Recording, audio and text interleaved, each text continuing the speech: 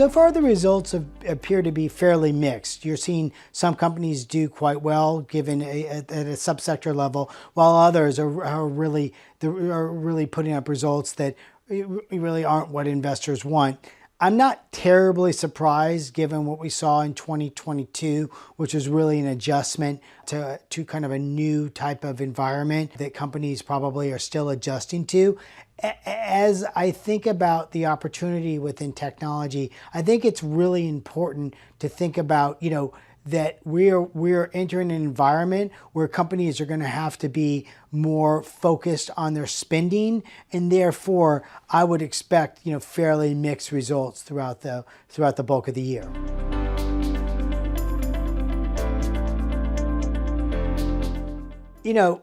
If I take a step back and just kind of look at what we've all read about and heard about, and when you see a quote from the likes of Bill Gates, who never shoots from the hip, right? Just is somebody who says things in very demonstrable ways, in very deliberate ways. I think we're moving into an era where companies are going to use a technology like artificial intelligence in truly innovative ways. I mean, I can think about, just anecdotally, I had a chance to, go to a basketball game recently with a physician who's the chief innovation officer for a large, HMO in the United States.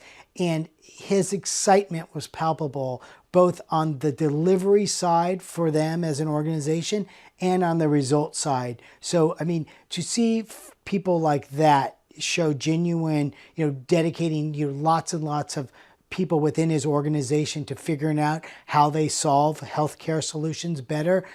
I think it's a really, really interesting time for companies that are focused on that.